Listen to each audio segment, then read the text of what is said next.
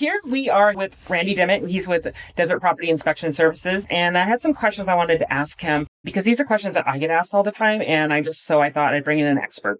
So the first one I want to ask is, what exactly is a home inspection and why is it important? Well, a home inspection is it's just a visual inspection. We're not going to be, we can't see behind walls. We're not going to be tearing open walls, stuff like that. And we do, we start at the top and we work our way to the bottom. We'll look at the roof. We'll look at the attic. We'll look at the plumbing, the HVAC, any structure that we can see. It's important because even though you may see stuff as a homeowner yourself, there's a lot of emotion involved. Yeah. We don't have the emotion involved in it, so we're looking at the stuff that is going to help you make a decision, give you the information and the tools to make a decision on whether you want to follow through with the purchase or not.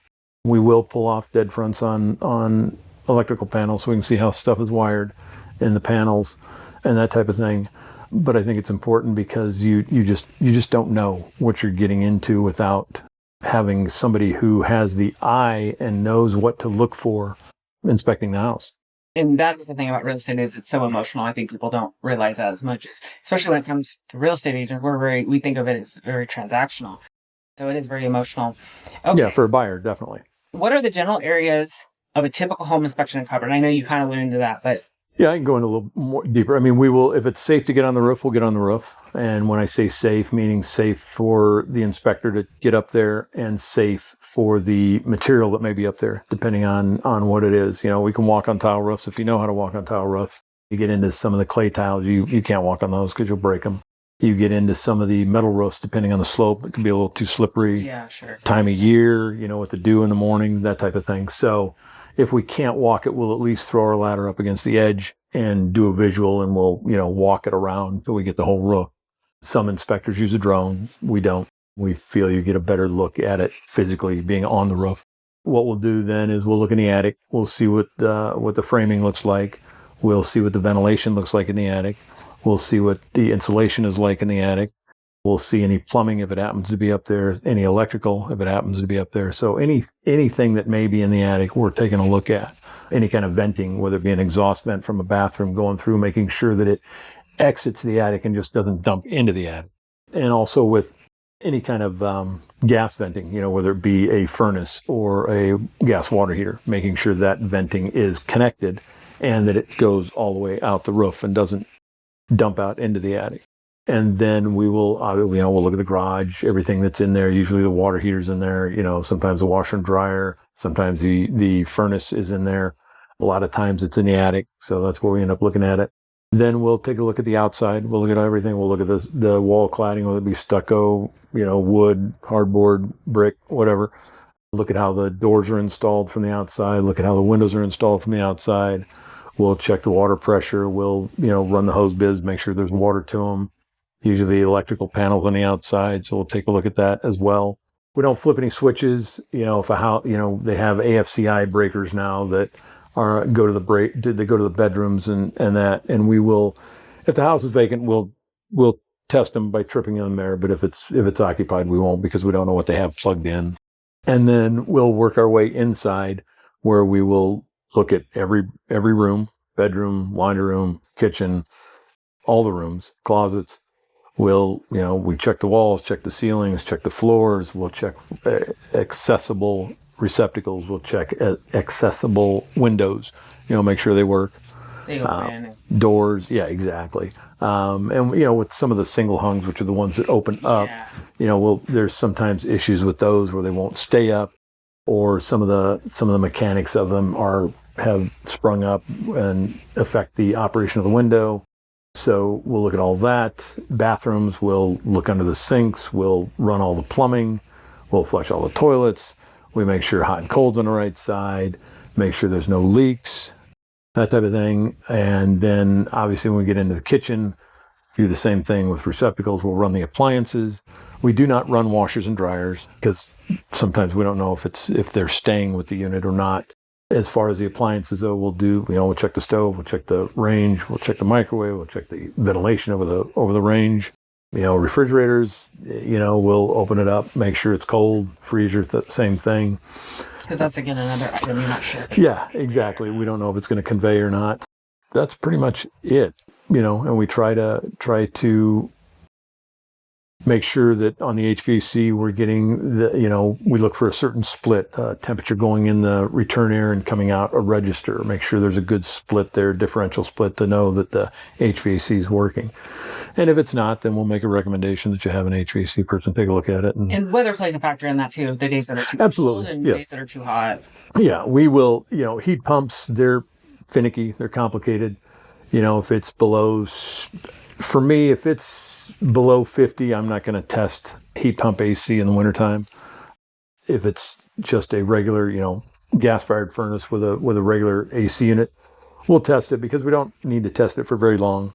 And then in the summertime, flip side, or if it's too hot, we're not going to check the heat on a heat pump for the same reason. But on a gas-fired, we will. So, yeah, it's not as critical. What are some things that a home inspection doesn't include? Again, what I just said, we're not going to check washers and dryers. We don't do anything with the septic. That's seller's responsibility, not ours. We're not going to deal with a lot of cosmetic stuff. We try to deal with the stuff that's going to cost a deal of money. We said it, anything that's going to cost you about $500 or more, we try to focus on that. Sometimes we will bring up cosmetic stuff because it just helps limit somebody calling and say, hey, did you see this crack in the ceiling? Right. And yeah, we did. It's cosmetic. It's not a big deal. Or a crack in a stucco or something like that. So those types of things. We don't talk about carpet. We don't deal with baseboards and trim and just the cosmetic stuff. Right, because they're not operational, the mechanics of it. Exactly. Yep. Makes sense. I think that's a misconception is people will constantly call out things like cracks in the ceilings. Well, and they think that it has a bigger issue to do with the foundation. And a lot of times, I don't know about other areas, but in our areas, it doesn't. It doesn't. Exactly. And purely cosmetic and surface. Correct. And, some of the cracks you got to look at. I mean, if you've got a crack that's, a good 1/4 inch wide, there might be something going on there. But then there's other indications. You look at the floor. Is the floor cracked? You look at the outside. Is the stucco cracked in that same spot? So you can follow, a trail and see if it's anything bigger than what it looks. This question got brought up because, and Randy and I talked about this previously, but can a home fail a home inspection? And the reason I wanted to ask this question is because this is something that I get told a lot. It's like this home's not going to pass inspection. And that's, I think, a misconception with the general public is that a home inspection is not a pass or fail. So speak to that. No, it is not. All it is a snapshot in time. This is the condition of the home at this moment in time. Now, that could change the minute we walk out the door. Mm-hmm. It could change a month later. It could change, whatever. Yeah. Especially if it's occupied. You don't know how they're going to treat the house. If it's vacant, it's probably going to be in the same shape it was. Yeah. But no, it's not a pass or fail. There's nothing to compare it to be a pass or fail. It's just, here it is. This is what you're buying right now. And this is the condition that it's in. Yeah. Whether that be bad, whether that be good. Right. That's up to the buyer to decide. Right, because some things that you might call out, somebody might say, well, that's a huge issue, or somebody might say, I know how to fix that. It's not an issue. Absolutely. Well, on all my home inspections in the past, and I've been able to fix it. It's not a problem. Yep. So, I mean, I had one just recently where there was some electrical stuff that got called out, and the seller was really concerned with it because he thought it would mean the buyer might back out. Well, the buyer was a licensed electrician, and so the buyer was like, I don't care. I'm going to fix it better than the original contractor did anyway. So exactly. Yep. So to him, it was not an issue. But again, everybody's level of experience is different. First-time home buyer, early 20s, works at McDonald's, whatever. Yeah. They're not going to know. Right. And they're going to freak out with, anything electrical. Right. Exactly. So, yeah. Okay. So what are some common issues that you see in our area? A lot of the common issues I think that we deal with are mainly on the exterior, just because of the heat. Yeah. We and the wind. That makes sense. So we've got common roofing issues. We got mastic around vents and stuff like that. There are always they crack within 6 months of being put on. Right. Yeah. That type of thing. But those are mainly the things, we're not in an area where we have to worry about mold or moisture and stuff like that, like we do in the Northwest or back east. Ours is mainly sun related. We're not in California. We're going to worry about earthquakes and stuff like that either, seismic. So, but it's mainly anything outdoors. Yeah, that's what I see a lot too. It's like fascia boards, Hmm. Yep. stucco falling off, things like that, which is, Yep. again, cosmetic. Obviously, you want to protect the house. That stucco helps protect the house, but at the same time, it is just cosmetic.